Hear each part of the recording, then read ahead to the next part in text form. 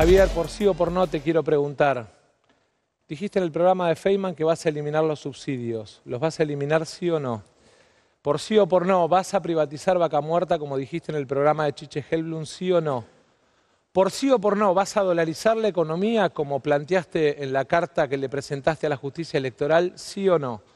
Por sí o por no, ¿vas a privatizar ríos y mares como planteaste en la carta que presentaste a la justicia en tu programa de gobierno, sí o no? Por sí o por no, ¿vas a eliminar el Banco Central? ¿Sabes qué? Sí, voy a terminar con el Banco Central, porque el Banco Central es el origen de la inflación, es decir, es la maquinita. ¿Sabes por qué voy a terminar con la inflación? Porque es la forma en la cual ustedes nos roban a nosotros. ¿Sabes cuántos nos robaron ustedes con la emisión monetaria en los más de 20 años que salimos la convertibilidad? 280.000 millones de dólares. De hecho, el gobierno de delincuentes en el que vos participás nos están robando 90.000 millones de dólares. Y este año te está llevando de esa manera 25.000 millones de dólares. ¿A quién querés seguir jodiéndole la vida con robarnos con la inflación? ¿Vas a eliminar los subsidios?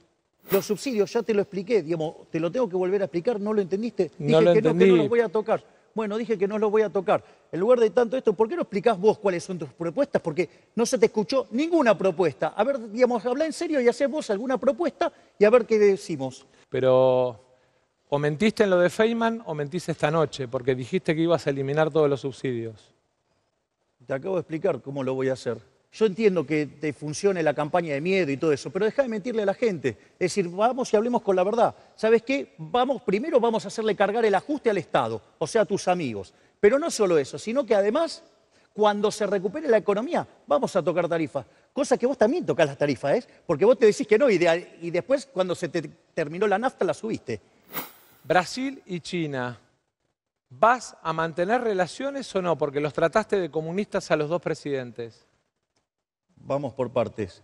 Las relaciones comerciales las establecen los privados. Es más, te cuento, digo, vos pertenecés a un gobierno donde Alberto Fernández no hablaba con Bolsonaro, así que ¿qué problema hay si yo hablo o no dejo de hablar con Lula? Bueno, veo que tenés mala memoria porque inclusive yo lo visité a Bolsonaro en Brasil en medio de la pandemia, pero te vuelvo a preguntar, ¿vas a mantener la relación con Brasil y con China, sí o no? Las relaciones comerciales del sector privado son del sector privado.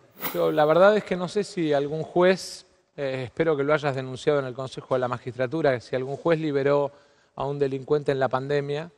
En todo caso, lo que sí me gustaría es volver al sistema de inhibidores en las cárceles que sacó Patricia Bullrich, tu nueva compañera, y que perjudicó todo el seguimiento y control de los monos en Santa Fe. Milei. ¿Y qué querés preguntar? Nada, te di la palabra. Ah, bueno, gracias, te la cedo. Bueno, la verdad es que el problema es que cuando uno no tiene nada que decir en un tema que no le interesa, en un tema que no estudió, claramente busca tiempo para rellenar. ¿A cuál le creemos? ¿Al que mintió en lo de Feynman o al que miente esta noche? Muy fácil. Si un mentiroso dice que alguien es un mentiroso, ese que está siendo acusado es el que dice la verdad. Digamos, porque si vos fueras Pinocho ya me hubieras lastimado un ojo. Javier, entiendo que hiciste tu carrera más que como economista, como estandapero de televisión. Hagamos el psicotécnico los dos, que te negaste. No, yo no me negué, yo dije que estaba dispuesto a hacerlo. Te negaste, preferiste... Pero ¿cómo me voy a negar a hacerlo si cada vez que entré en una empresa lo tuve que hacer? Vos que viviste siempre el Estado no lo hiciste nunca. Javier, si vos trabajaste en el Banco Central, ¿vos trabajaste en el Banco Central, sí o no? Sí, hice una pasantía, para eso no hubo que hacer. ¿Y por qué no te la renovaron? ¿Qué tiene que ver, digamos? O sea, yo ¿Por me qué dediqué no a te la otras renovaron? cosas. Contale a la gente, Javier, ¿por qué no te la renovaron? Digo, digamos, era un estudiante. Es muy importante porque es parte de esta discusión respecto de el psicotécnico. ¿Por qué no te la renovaron? Contale a la gente. Digo, quizás vos tampoco la Porque hubieras entiendo pasado, que si fuera estés por enojado eso. con el Banco Central y No estoy hables de enojado con el Banco destruirlo. Central por eso. Si usted se fija, cuando yo, por ejemplo, estoy haciendo el cierre, un momento muy importante, están todos tosiendo. Es decir, no me di cuenta, no me di hubo un cuenta. cambio de último momento sobre la disposición de la gente, ¿sí? ¿Y qué hicieron? Me pusieron de mi lado la gente de él, y entonces, ¿qué pasa? Cuando yo hablaba, todos tosían. Evidentemente Massa copó la escena, eso está claro, copó la escena, generó una, digamos, un envolvimiento general del debate, sobre todo en la primera parte. Ya después me parece que se emparejó bastante más. Todo el tiempo intentó salir o no permitir o desviarse, no responder las cosas que se le preguntaban o lo que hoy pasaba en la Argentina. Tampoco Milei lo aprovechó demasiado. Javier, esto es el 10 de diciembre, vos o yo. No vine a discutir ni a Macri, ni a Cristina, ni el pasado. Vos o yo. Y los argentinos lo que tienen que elegir es quién tiene la templanza, la capacidad, el equilibrio mental, el contacto con la realidad como para poder llevar adelante la Argentina. ¿Acaso vos? Muy buenas noches a todos, bienvenidos a la noche de 24, bienvenidos a MMC, ya estamos en vivo hasta las 9 de la noche. En un ratito vamos a acentuar algunos de los puntos del debate, sobre todo en términos económicos y sobre todo analizar, por un lado, el impacto que puede tener electoral el próximo domingo en el balotaje, pero sobre todo quiero mostrarles uno de los puntos que preocupa en términos de qué haces después a partir del 10 de diciembre si ganás de alguna de las cosas que se advirtieron y se dijeron anoche en el balotaje. Pero en este momento hay una información política que está dando vuelta y que tiene mucha repercusión porque el día después del debate fue Mauricio Macri a visitar a Javier Milei al Hotel Libertador. Javier. Primera vez que el expresidente Macri va a verlo a ahora su candidato presidencial, Javier Milei, al Hotel Libertador. Hasta ahora sus encuentros habían sido en la casa de Mauricio Macri. ¿Qué fue a hacer Macri al Hotel Libertador? Bueno, lo que nos cuentan es que quedó algo preocupado por la performance de Javier Milei en la noche de ayer en el debate. Entonces quería conversar con él de algunos puntos que vio flojos, pero sobre todo quería ultimar algunos detalles por el tema de la fiscalización, porque Guillermo Dietrich, que es el enviado, el delegado de Macri al tema fiscalización, ahora en la Libertad Avanza, vio inconsistencias en cómo fiscalizó la Libertad Avanza el 22 de octubre. Y entonces hizo un informe lapidario sobre de qué manera la Libertad Avanza fiscalizó y quiere potenciar esa fiscalización que generó algunos roces con la propia gente de la Libertad Avanza que había fiscalizado o que se había encargado del operativo fiscalización. Macri estuvo alrededor de una hora en el Hotel Libertador. Vimos antes algunas imágenes con incidentes con los custodios, con la custodia de Mauricio Macri, con algunos camarógrafos, periodistas. Cuando se estaba retirando. Cuando se estaba retirando. Macri del Hotel Libertador. Ahí en el Hotel Libertador está Javier Milei, ha puesto casi sus oficinas ahí en el Hotel Libertador. Te diría que vive ahí. Hoy está viviendo ahí. Sí, hoy incluso duerme ahí. Sí, lo único que no le llevan son los perros, pero todo lo demás lo hace en el Hotel Libertador. Está Marcelo Padovani en el lugar. Marcelo. ¿Cómo te va, Maxi? Buenas noches. Bueno, te cuento, sí, bien, ratifico lo que decía recién Javier Calvo. Estuvo cerca de una hora aquí. Lo que pasó con el tema de los incidentes, Maxi y Javier, les cuento, fue que Macri quiso pasar desapercibido. Mirá cómo es esto, vamos a hacer la composición de la escena. Nosotros estamos, este ingreso que estás viendo está por la calle Maipú. Habitualmente los autos paran aquí, en este sector del hotel, en esta esquina, y bajan, ya sea, en realidad baja Milei porque es el que estamos esperando, e ingresa aquí por esta puerta. Lo que hizo Macri fue estacionar por Córdoba. Estacionó por Córdoba para pasar desapercibido, pero claro, ¿cómo no te vas a dar cuenta? 8 custodios, 2 camionetas, e ingresa Macri por la puerta de Córdoba. Claro, cuando nos enteramos de que Macri estaba aquí dentro del Hotel Libertador, nos fuimos todos para la otra puerta. Quiso distraer la custodia de Macri, pasó la camioneta, trajo una de las camionetas aquí hasta este sector, pero Macri salió por el otro lado, es decir, por donde había entrado. Y allí Macri no quiso que tomemos su imagen o que le hagamos alguna pregunta, y los custodios intentaron alejar a la prensa de la camioneta de Macri, misión que no pudo lograr la custodia de Macri porque en definitiva igualmente las cámaras lo tomaron Es cierto que no pudimos acercar los micrófonos porque estuvo difícil esa parte, pero a Macri se lo vio salir por Avenida Córdoba, ingresar a una de sus camionetas y retirarse en medio de estos incidentes que mencionabas anteriormente. Marcelo, perdón, una consulta. En las imágenes Javier, solamente sí, se lo ve a Mauricio Macri ingresando a la camioneta. ¿Alguien pudo percibir que estuviera acompañado por algún dirigente más del PRO, por Guillermo Dietrich, por Fernando de Andrés? Solamente, yo por lo menos, Javier, te cuento, Sí. vi solamente a Mauricio Macri dentro de la camioneta. Ok. Es decir, estaba el expresidente con sus custodios. Con su custodia. Y nadie más, por lo menos yo no vi a nadie más. Perfecto. Bien, Marcelo, volvemos ahí en cualquier momento. En un rato, a partir de las 21 horas, va a estar Esteban Trebuch con Javier Milei, en vivo ahí desde el Hotel Libertador. Claramente, la pregunta es si va a haber en estos días una foto, Milei-Macri, porque así como hubo una foto con Patricia Bullrich Villarruel-Bullrich, y exacto. Villarruel, bueno, hasta ahora Milei, todos los diálogos, todo lo que se conoce en la negociación con Macri para recibir el apoyo del expresidente y de Patricia Bullrich en este balotaje, pero no ha habido foto. No ha habido foto y en principio la idea es que no la hubiera, es que no la iba a haber.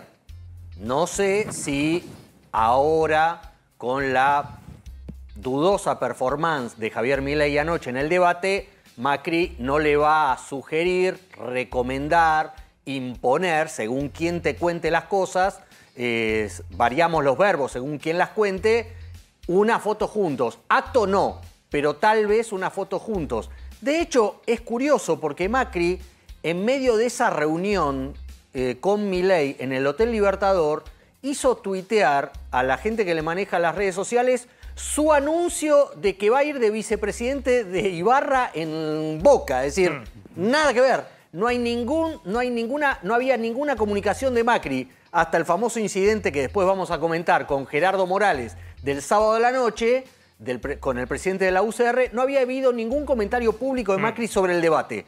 Sí, la reunión. Bien, a ver, me quiero meter ahora con el tema económico, de lo que fue el debate de ayer, pero antes, para cerrar un poquito las repercusiones, ha habido una especie de discusión nacional respecto a los tosedores. Es decir, esto de que había como una especie de equipo de gente que tosía para tratar de desconcertarlo a Milei. Sí, ahí podemos ver qué dijo, cómo explicó Milei, cómo se autojustificó algunos momentos que tuvo de desconcierto, de desconcentración en el debate de anoche y la culpa de los tosedores. Detalle que algunos los empezaron a notar anoche, pero si usted se fija, cuando yo, por ejemplo, estoy haciendo el cierre, un momento muy importante, están todos tosiendo.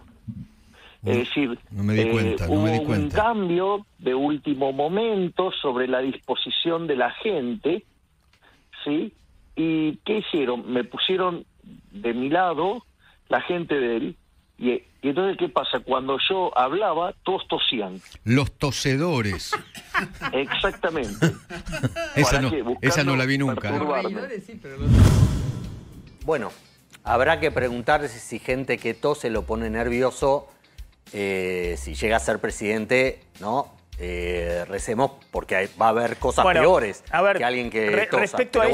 Respecto a eso, a ver, lo que me sale decir es, en el último libro de Juan Carlos Torre, Una temporada en el quinto piso, es decir, en el Ministerio de Economía, que cuenta la experiencia de Zurruil y el equipo de Zurruil, el ministro de Economía de Alfonsín, cuenta que en un discurso muy importante que hizo Alfonsín en Plaza de Mayo, en el cual anunció la economía de guerra, que era el preludio del Plan Austral, un plan de estabilización que está en todos los libros de historia, en junio de 1985, cuando él anuncia eso, que generaba mucha tensión incluso en la sociedad, en sectores del radicalismo, la idea que había que aumentar tarifas, devaluar, aumentar los combustibles, no se podía concentrar Alfonsín en el discurso porque había una chica muy jovencita con un altoparlante gritando y diciéndole cualquier cosa en la Plaza de Mayo. Esa chica era Patricia Bullrich, la líder de la JP en su momento. Y conocemos a distintos presidentes en estos 40 años de democracia que han enfrentado no a tosedores, sino que han enfrentado a tribunas enteras gritándole cualquier cosa cuando estaban en gestiones muy, pero muy complicadas. A mí me parece que Javier Milei se preocupó en el debate de anoche fundamentalmente para enviar una señal, que él no estaba desestabilizado emocionalmente. Y él mismo lo dijo esta mañana en las distintas participaciones que tuvo radiales, que Massa buscaba mostrarlo como un loco, como alguien que se podía sacar en cualquier momento y decir cualquier barbaridad. Algunos lo calificaron como el momento Trebuch, lo que le pasó en la entrevista que le hizo acá el colega en A24, y que Milei se concentró fundamentalmente en aventar esa idea y tratar de mantener su estabilidad emocional en todo el debate, y que creo que lo logró. Ahora, más allá de esas cuestiones, hay un tema fundamental. Milei representa, o debería representar en el balotaje, dicen todos los expertos, un votante opositor que se expresó en la primera vuelta con el 30% de Milei y el 24% de Patricia Bullrich. Si lograra que ese votante opositor lo votara a él en el balotaje, ganaría cómodo el balotaje. Y para eso tendría que haber reafirmado ayer en el debate un único concepto que tengo entendido que es el que le transmitieron desde el PRO, Patricia Bullrich y el propio Mauricio Macri. Esto es la continuidad o el cambio. Porque hay una voluntad de cambio muy grande en una sociedad cuando la situación económica es muy delicada. Y sobre todo hacer eje en la realidad, en lo que está pasando en el día a día con la inflación y lo que ha pasado en estos 4 años de gobierno de Alberto Fernández. Sin embargo, sorprendentemente, Milei en la primera parte del debate, que era justamente el tema económico, que es el eje de lo que se vota en esta campaña, estuvo totalmente a la defensiva. Y se vio a un Sergio Massa que todos coinciden, está en la tapa hoy de Clarín, de La Nación, incluso de los medios más críticos a este gobierno, que hubo un desbalance muy grande y que en el tema económico, el ministro de Economía, que es además candidato del oficialismo, ganó cómodo. Es decir, se mostró totalmente a la ofensiva, y Milei justificando distintas cosas que deshilachadamente ha ido presentando durante la campaña electoral. La estrategia de Massa es bien clara. Tratar de plantear con cosas concretas que ese cambio puede ser para el bolsillo de una parte de la sociedad peor a la actual realidad. Y lo hizo cuando lo interpeló a Milei con subsidios al transporte, sí o no. Subsidios al boleto de colectivo o de tren, sí o no. Vas a quitar los subsidios, vas a quitar los subsidios a la educación, la salud pública, los bonos a los jubilados, cosas muy, muy concretas. Y Milei, en vez de plantear ahí, bueno, esto no es lo que vine a discutir, planteemos lo que está en la realidad y salir para adelante en un tema que debería estar a la ofensiva, estuvo totalmente a la defensiva. Y claramente la pregunta es si esa voluntad de cambio o ese deseo de cambio que hay en la sociedad y que en general ocurre cuando hay inflación del 140-150% anual, supera al miedo que genera, sobre todo en sectores que abandonaron al oficialismo, sectores medios bajos y sectores bajos, supera esa voluntad de cambio, superada por el miedo a que ese cambio signifique un mazazo o un golpe adicional sobre el bolsillo. ¿Adicional a lo qué? Adicional a lo que hemos visto con la aceleración inflacionaria, lo que está pasando por lo menos en el último año y medio o en los últimos 2 años de la gestión de Alberto Fernández. Ahora, más allá de eso, que claramente Massa cumplió a la perfección su rol, todos coinciden que en esa primera parte fue muy superior e instaló la agenda.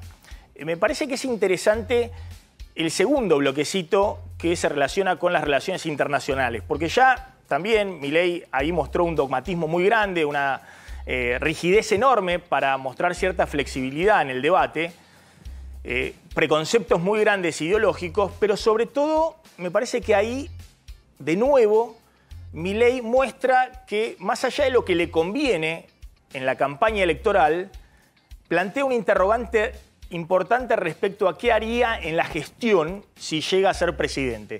Fíjense cuando habla de Brasil y China, donde Massa lo vuelve a interpelar qué haría si es presidente en las relaciones bilaterales con Brasil y China. Mirá.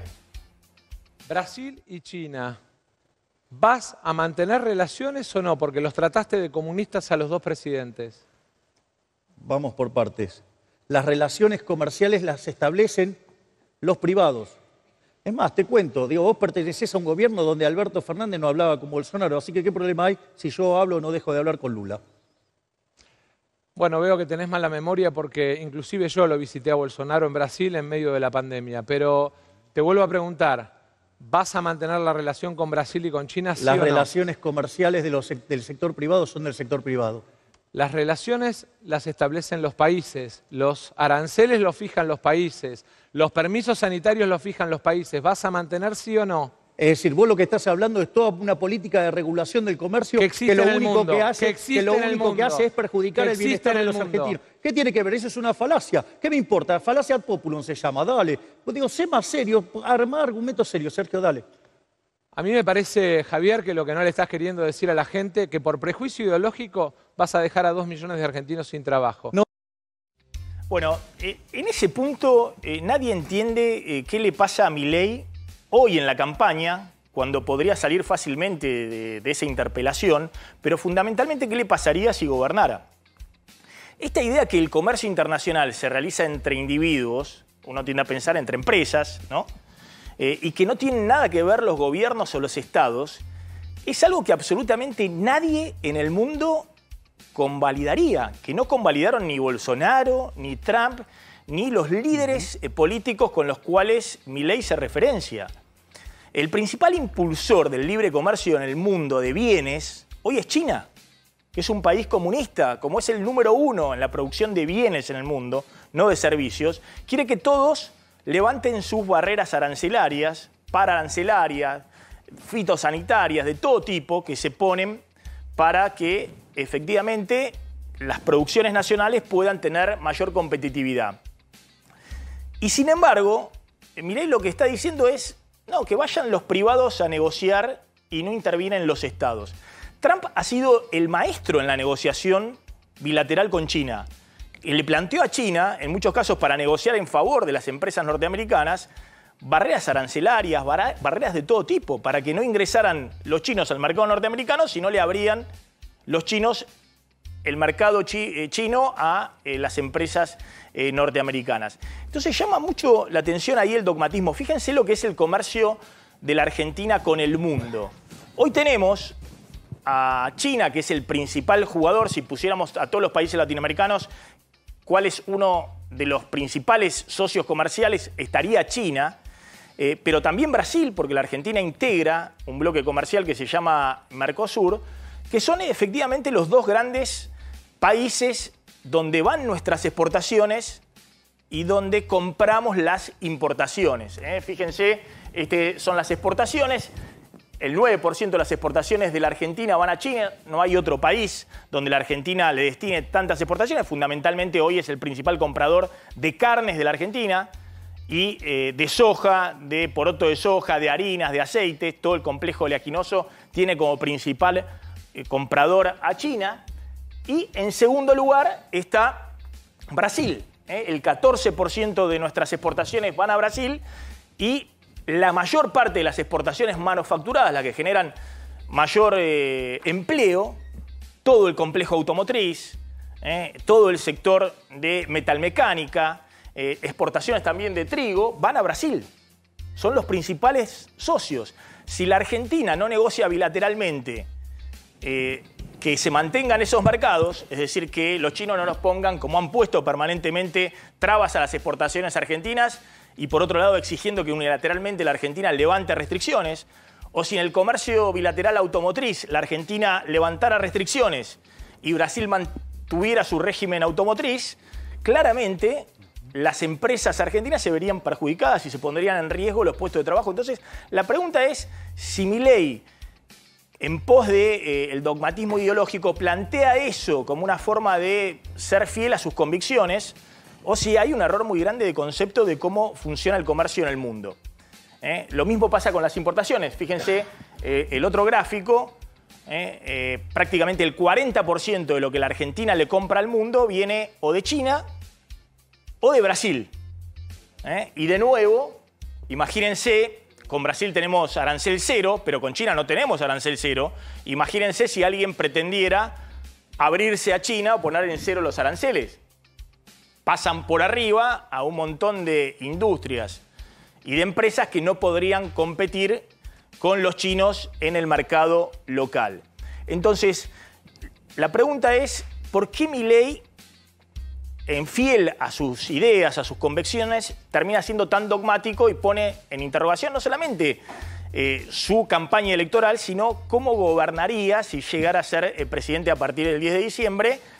Sobre todo porque, efectivamente, hay 5 provincias que el 90% de sus exportaciones van a esos 2 destinos, y si uno no negocia, si los estados no negocian, y negoció Macri, negociaron todos los presidentes, negoció Menem, negocian todos los presidentes, porque las reglas de juego del comercio internacional lo fijan los países, los bloques comerciales o bilateralmente.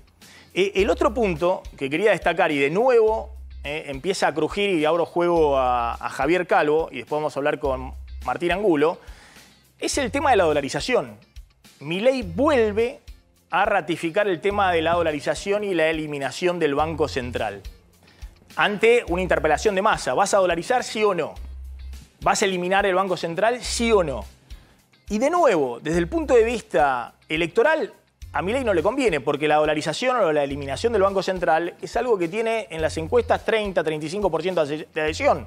Y es lógico, porque además del oficialismo, el principal partido que se ha encargado de argumentar con sus economistas que eso es un delirio ha sido Juntos por el Cambio.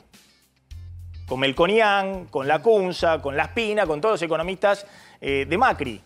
Entonces la pregunta es, si Milei tiene una alianza rumbo al balotaje en esta campaña electoral, ¿por qué insiste con algo que la mayor parte de la sociedad, incluso el partido de la oposición o un sector que se alía con él, no está de acuerdo y que tiene muy baja adhesión? Y que además ha generado, esto se vio rumbo a la primera vuelta, el temor de que efectivamente la dolarización lleve a un dólar sin techo, a una espiral inflacionaria previa, a una hiperinflación para después poder dolarizar.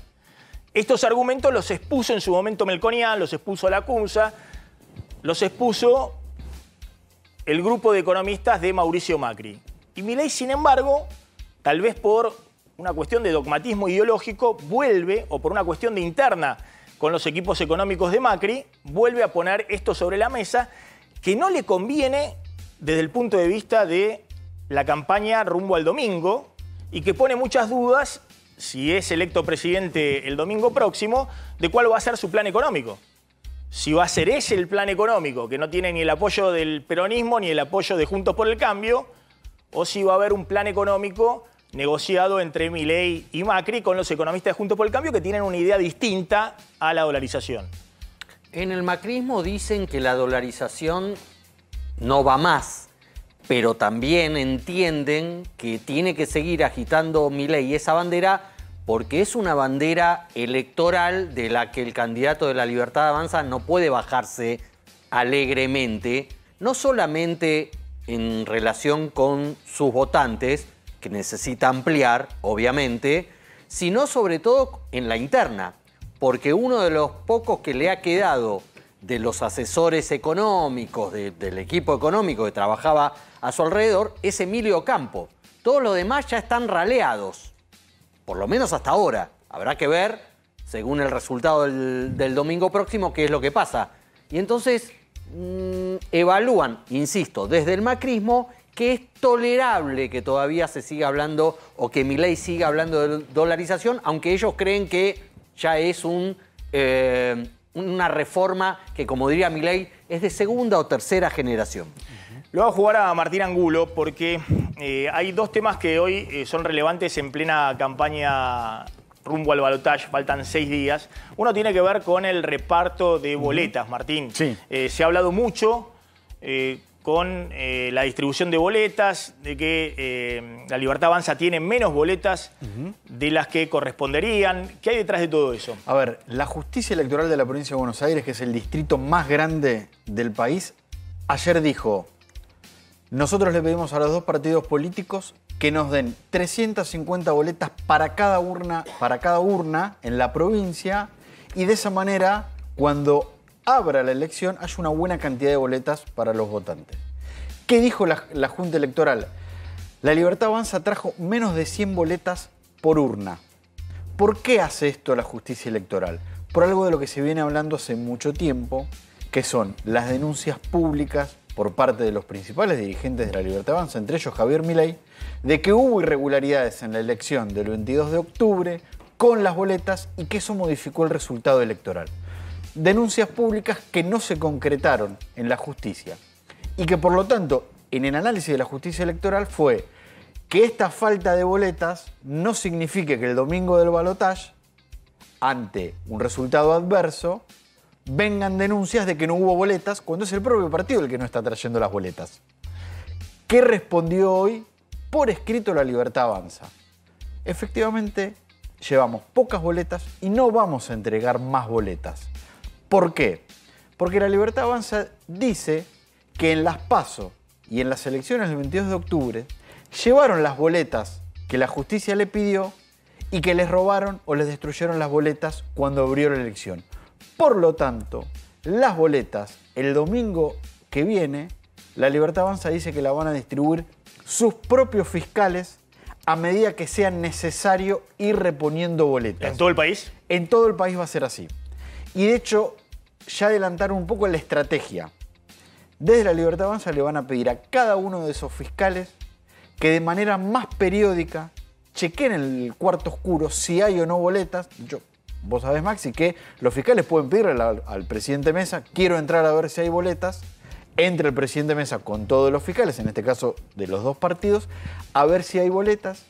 Y también le van a pedir a los fiscales que la reposición de boletas no sea con muchas, sino con pocas, para evitar posibles robos, posibles destrucciones, y de esta manera garantizar que durante toda la elección del domingo, desde las 8 de la mañana hasta las 6 de la tarde, los votantes puedan tener las boletas de Javier Milei en el cuarto oscuro en todo el país. Ahora, ¿cómo funciona el mecanismo?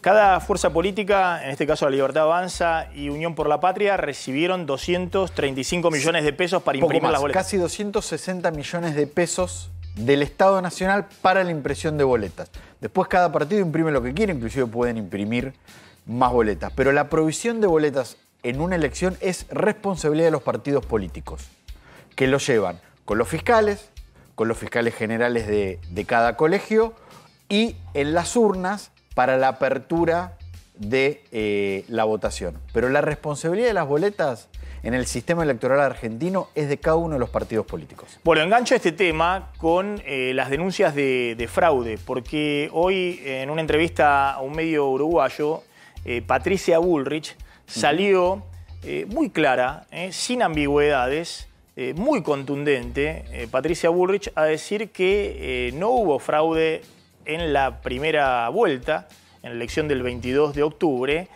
y que no hay manera de que haya fraude en el actual sistema electoral, e incluso elogió la actuación de la Cámara Electoral. Fíjense.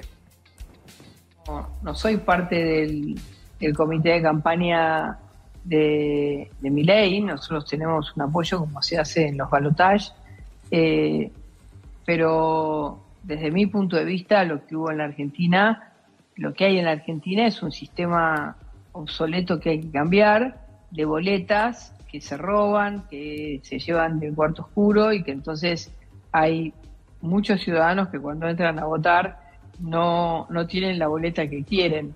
Ahora, uno no puede decir que en Argentina ha habido fraude. No ha habido fraude y formalmente nadie presentó. Digamos, pudo haber habido mucho en las redes diciendo que hubo fraude, pero oficialmente ningún partido dijo que había habido fraude. Bueno, muy categórica Patricia Bullrich respecto a este tema, ¿no? Porque en su momento Milei, en una entrevista con Jaime Bailey, con el conductor peruano, había deslizado de una manera muy tajante. Dijo que hubo irregularidades que cambiaron el resultado de la elección. En esos términos, lo dijo públicamente. Eso en mi barrio es fraude, perdón. Sí. Pero en mi barrio eso se llama fraude. Sí. Lo dijo de una manera elegante, pero es fraude. No hubo ninguna denuncia de fraude por parte de la Libertad Avanza en la justicia electoral. El día de la elección sí hubo denuncias de robo o destrucción de boletas, pero no de fraude. Robo y destrucción de boletas hay en todas las elecciones. Ahora... Y en todos los partidos. Y en todos los partidos. Cuando la semana pasada terminó el escrutinio definitivo en todo el país, ¿sabés cuántas mesas fueron objetadas ante la justicia? Ninguna. Ni la Libertad Avanza, ni Juntos por el Cambio, ni Unión por la Patria hizo algún planteo ante la justicia electoral de ninguno de los 24 distritos respecto de irregularidades en las mesas. Es muy importante este tema porque Patricia Bullrich lo dice claramente. Dice, acá no puede haber nada parecido a Trump, ¿no? Palabras más, palabras menos, dice Patricia Bullrich. ¿A qué está haciendo referencia? Al cuestionamiento que hizo Donald Trump respecto a la elección que pierde frente a Biden en Estados Unidos y que significó esa campaña de que había fraude y demás, el 6 de febrero que hubiera una toma del Capitolio. Un hecho histórico por el cual todavía la justicia norteamericana está investigando. Hay gente presa, procesado, hubo muertos, una situación muy, muy delicada. Es muy importante, y ha pasado siempre en 40 años de democracia, que todos los actores del sistema político reconozcan las reglas de juego, ya sea cuando ganan como cuando pierden. Y ha habido acá elecciones, pero muy notorias, donde se definió la elección por 1,5 puntos. De hecho, es cuando le gana el balotaje Macri a Scioli. Claro. Estamos hablando de un partido político, el peronismo, con el kirchnerismo después de 12 años de gobierno, que entrega el poder con 1,5 puntos de diferencia. ¿Y por qué ocurre eso? Y porque el sistema político está fuerte, incluido el sistema electoral. Maxi. Y después... efectivamente, hemos visto otras situaciones donde por un resultado muy, muy ajustado se han aceptado los resultados electorales de todos los actores políticos. Ocurrió en esta elección hace unos días en la Ciudad de La Plata, entre la elección de Julio Garro y Julio Alac. Se abrieron urnas, se abrieron 79 urnas y la justicia electoral dijo, ganó Julio Alac. Y Julio Garro dijo... ganó Julio Alac. De hecho, hubo una foto la semana pasada. Es decir, el intendente de Juntos por el Cambio aceptó el triunfo del ex intendente y hombre funcionario de Axel Kicillof, Julio Alac. Y también ocurrió en otros municipios con resultados muy, pero muy estrechos en la última elección. Así como se dio lo de La Plata, hubo 4 municipios, Pinamar, Bolívar, 25 de Mayo y General Alvear, que también tuvieron elecciones muy, muy reñidas, en el que en estos casos la justicia electoral rechazó la apertura de urnas y ahí no ganó Unión por la Patria, ganó Juntos por el Cambio. Y también se terminó aceptando el resultado. Por eso, inclusive en elecciones muy parejas, quienes perdieron terminaron reconociendo los resultados. Porque el sistema en el caso de Pinamar, 19 votos de diferencia. Y ganó Juntos por el Cambio. Es decir, el delfín de Martín Yesa, el intendente de Pinamar, ganó con 19 votos de diferencia. La justicia electoral dijo no se abren las urnas porque ha funcionado bien el sistema y lo aceptaron todos los actores. Porque todos los telegramas del presidente Mesa y de los fiscales de los dos partidos coincidían en los resultados.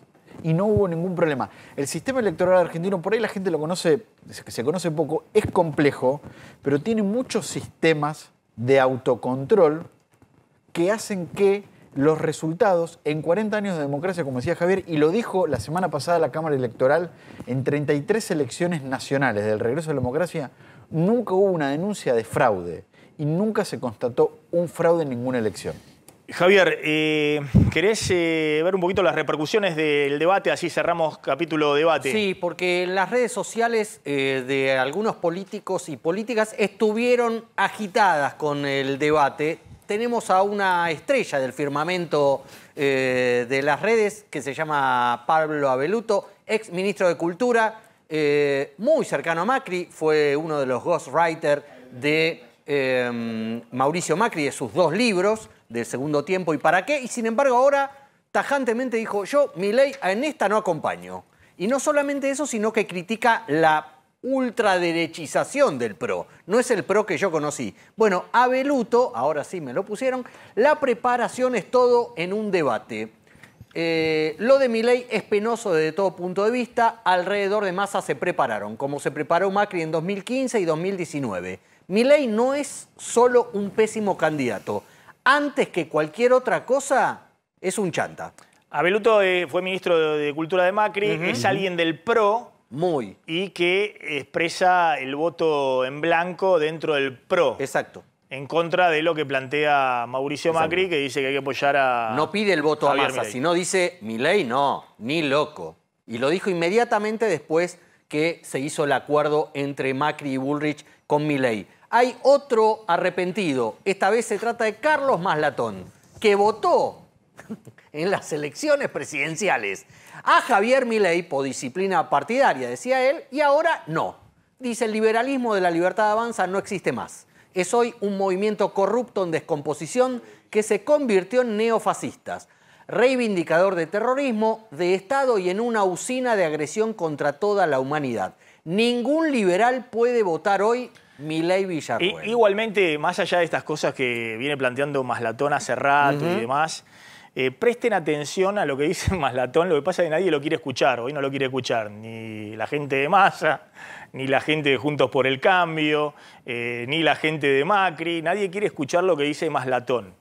Maslatón dice que lo que se expresó ayer en el debate, que Javier Milei y Sergio Massa se conocen hace mucho tiempo y que han tenido muchas reuniones desde el 2013. Massa le dijo anoche a Javier Milei 2 veces que había formado parte del Frente Renovador, que lo había visto muchas veces en su oficina y Javier Milei había ido con otro economista a verlo y que discutían en una gran cantidad de veces. Bueno, Maslatón cuenta esa historia con lujo de detalles, planteando cómo hubo en su momento una ayuda de Sergio Massa a Javier Milei para dividir a la oposición y que Javier Milei, dice Maslatón, ayer estuvo maniatado porque Sergio Massa lo conoce a Javier Milei mucho más de lo que lo conoce el resto de la dirigencia política. De hecho, Milei casi convalida esto que decía Massa de que vos venías al Frente Renovador, qué sé yo, en algún momento cuando planteó, le plantea Milei a Massa en una de las chicanas, es, no aprendiste nada de economía de todo lo que te enseñé. ¿Dónde le enseñó? No. Bueno, por eso, algunos claro. plantean y dicen, ¿por qué Milei no salió con los tapones de punta desde el primer momento? Bueno, Maslatón dice que ahí hay una relación personal hace mucho tiempo que lo inhibe a Javier Milei de poder avanzar en otras condiciones. Más allá de que hoy el que está atrás de Javier Milei es Mauricio Macri. Exactamente. No todas fueron malas para Milei en las repercusiones. Acá tenemos a Patricia Bullrich, que con una foto muy ilustrativa, un asado, ministro Massa, las palabras no tapan la realidad. Este es su país y la decadencia argentina, el resultado de las múltiples gestiones de su partido. Mentir es lo único que hace bien. El 19 no votes berceros, votá Milei sin miedo, dice Patricia Bullrich, que asegura que no hay fraude. Sí, que insisto, está saliendo la verdad de Patricia Bullrich, que en su momento se quejó que no había recibido el apoyo explícito de Mauricio Macri, que en última instancia Macri, dice Durán Barba, siempre quería como candidato a Milei. Hoy la verdad que está saliendo Patricia Bullrich y es la única dirigente de peso del PRO que sale abiertamente a apoyar a Javier Milei, ¿no? Porque Mauricio Macri está guardado en ese aspecto, ¿no? Va ahí tras bambalinas, negocia con Milei y habla con Milei, pero no hay foto, no hay declaración conjunta. Mueve internamente, pero en la exposición pública, de hecho, en la foto famosa del fin de semana de Villarruel y Bullrich, supuestamente, según me cuentan, fue gestionada entre ellas dos, no intervino Macri. Bueno, muy fuerte esa foto, después mostremos la de Patricia Bullrich con Victoria Villarruel. Hay video, hay foto de ellas dos. Es muy fuerte esa foto, muy fuerte, porque la lleva a Patricia Bullrich a exponerse. Patricia Bullrich, que fue acusada de ex montonera y que era por lo menos una importante dirigente de la juventud peronista en los 70, bueno, el abrazo con Victoria Villarruel, que es alguien que el padre fue militar, ¿no? Durante la dictadura militar. Sí, claro. Y además defiende a distintos exmilitares acusados de crímenes de lesa humanidad. No, y que en el debate de la semana pasada Villarroel había pedido cárcel para los guerrilleros que habían hecho atentados. Y días después se junta con Patricia Bullrich, que había sido acusada de montonera ponebomba. Bueno, estas cosas de la política que ya sabemos cómo son. Bueno, se calienta también la campaña y Sí, hay se nuevo pica. material. Sí, hay un tanto nuevo de- spot de Unión por la Sí. Patria caliente, ¿eh? ¿Lo tenemos ahí como para mostrarlo? Caliente. Fíjense. Milei es peligroso. Yo estoy a favor de la libre portación de armas. Cruel. ¿Vos estás de acuerdo con la venta de órganos? Yo digo, es un mercado más, o sea, y vos podrías pensarlo como un mercado. Insensible. El mejor sistema de salud posible es un sistema de salud privado donde cada argentino pague sus servicios. Desquiciado. Las adopciones fueron un mercado libre y no un mercado regulado por el Estado. Injusto. El mejor sistema educativo posible es uno donde cada argentino pague por sus servicios. Irrespetuoso. El Papa es el representante del maligno en la tierra. Agresivo. ¡Sos una burra! ¡Hija de p***! Basta de violencia. Unión por la Patria. Sergio Massa, Agustín Digamos, Rossi. es livianito el video, ¿no? Sí, sí. Está claro que en el balotaje el eje de la campaña, de Milei es continuidad o cambio. Quieren seguir con la trayectoria de los políticos empobrecedores, lo que ha sucedido con el último gobierno, la aceleración inflacionaria, el fracaso económico, o quieren el cambio.